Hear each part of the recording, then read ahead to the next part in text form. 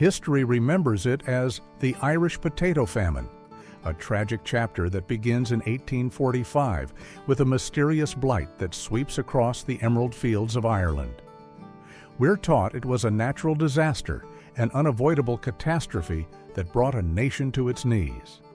The story is simple. The potato crop failed, and the people starved. 1 million dead. Another million fled. But what if that simple story isn't the whole truth? What if the official story is just the beginning? Because buried in the archives, in the dry, brittle pages of old shipping manifests, is a secret. A paper trail that doesn't lead to a tragedy of nature, but to a crime of policy.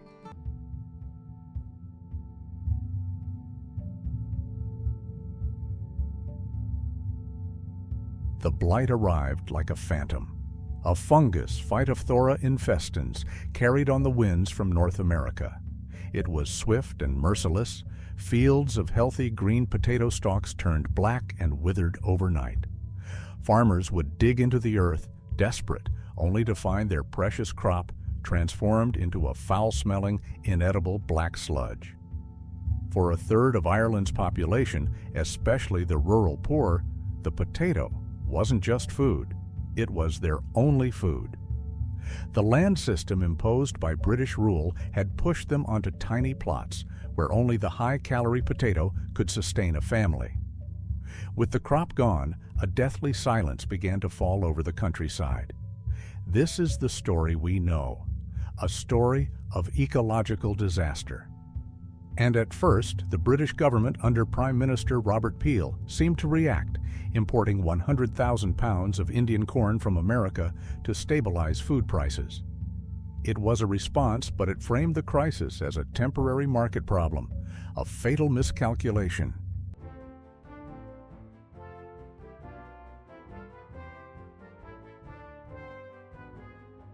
But this is where the official story ends, and our investigation begins. Because while the blight was an act of nature, the famine was not. The most respected historian on the subject, Cecil Woodham Smith, uncovered a fact so damning it has poisoned relations between Ireland and England for over a century. She wrote, "No issue has provoked so much anger or so embittered relations between the two countries as the indisputable fact that huge quantities of food were exported from Ireland to England throughout the period when the people of Ireland were dying of starvation." Let that sink in. Food. Not a little, but huge quantities, leaving a country where men, women, and children were literally starving to death in ditches. This single indisputable fact changes everything. It reframes the event from a tragedy into an atrocity. And it poses a chilling question. How can a country suffer a famine while it is still exporting food?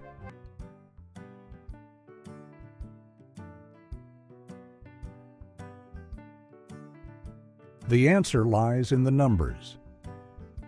The paper trail that historians like Christine Keneally and Cormac O'Grada painstakingly pieced together from customs records and shipping manifests.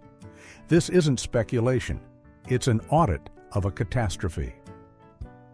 In 1845, the first year of the Blight, as starvation began to take hold, Irish ports didn't close.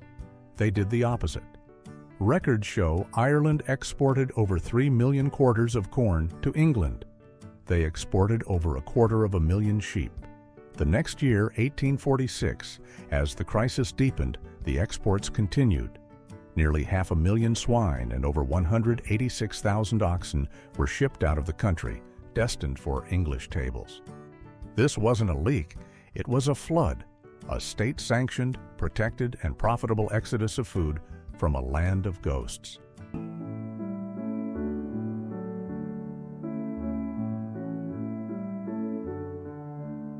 And then came 1847. History remembers it as Black 47, the darkest, deadliest year of the Great Hunger. 400,000 people died from starvation and disease. And in that same year, the paper trail reveals the unthinkable.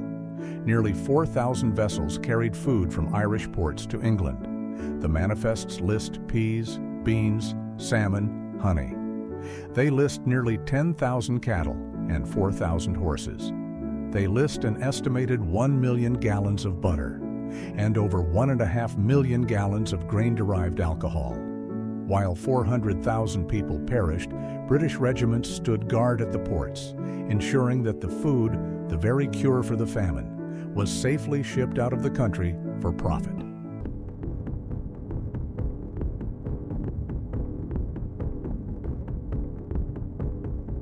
This wasn't an accident, it was policy. In 1846, a new government came to power in London, led by Lord John Russell. They were disciples of a rigid, unforgiving economic ideology, laissez-faire. The absolute belief that government should never interfere with the free market. To them, the grain, the livestock, the butter being shipped from Ireland were not food crops for the people. They were money crops for the landlords. To intervene, to close the ports or distribute free food, was heresy. It would, they argued, paralyze private enterprise and create a dangerous dependency on the state. Prime Minister Russell himself declared it plainly.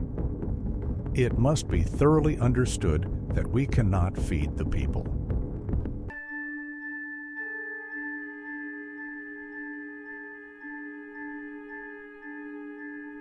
The chief architect of this policy was one man, Sir Charles Trevelyan, the Assistant Secretary to the Treasury.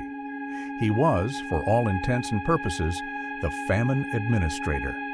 And Trevelyan wasn't just an economist, he was a zealot.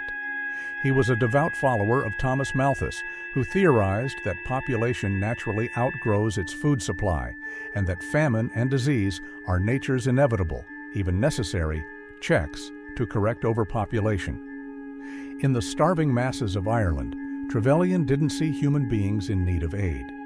He saw a flawed population in need of a harsh lesson. He saw a chance to remake Irish society, to use the famine as a tool to clear the land of what he considered a surplus population.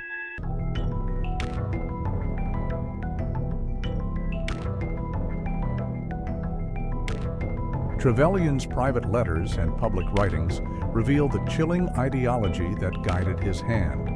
He called the famine a judgment of God sent to teach the Irish a lesson. He believed the catastrophe was a direct stroke of an all-wise and all-merciful providence sent to cure Ireland of a deep and inveterate root of social evil. And what was that evil? In his eyes, it was the Irish people themselves. He wrote that the real evil with which we have to contend is not the physical evil of the famine, but the moral evil of the selfish, perverse, and turbulent character of the people. This wasn't just policy. This was a moral crusade. Starvation was the weapon.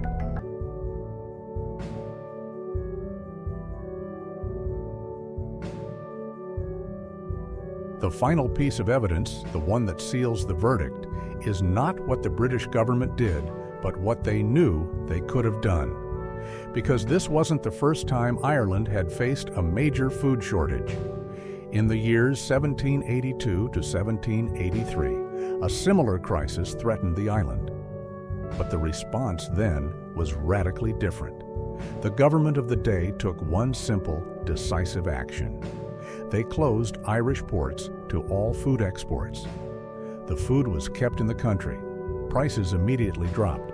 Merchants protested, but their profits were deemed less important than the lives of the people, and a widespread famine was averted.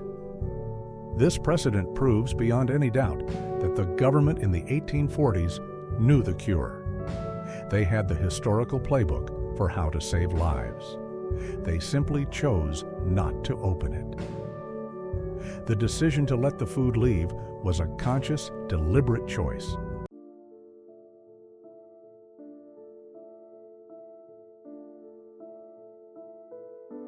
In the face of this evidence, one thing becomes clear.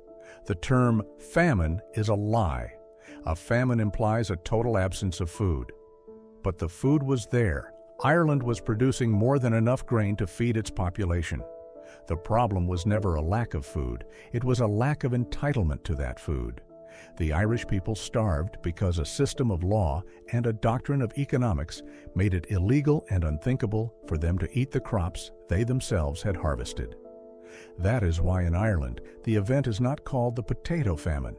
It is called An Gorta Mór, the Great Hunger, a name that places the experience where it belongs, not on a blighted plant, but in the empty stomachs of the people.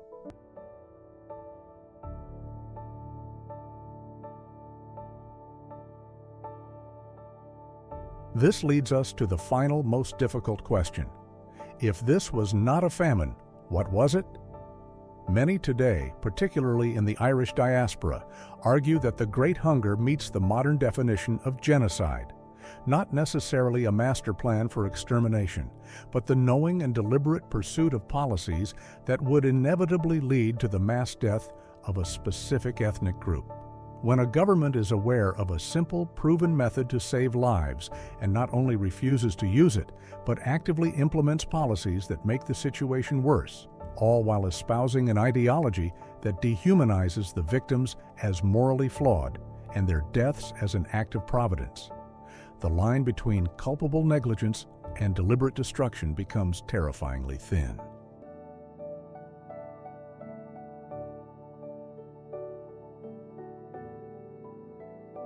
The Great Hunger forever changed Ireland. It broke the country's spirit, but it also forged its modern identity in the fires of an unspeakable trauma. It fueled a century of struggle for independence and left a legacy of bitterness that has only recently begun to heal. The official story speaks of a failed crop, but the real story, the one the shipping manifests tell, is of a failed system, a system that valued profit over people and ideology over life. The snitch was never a person.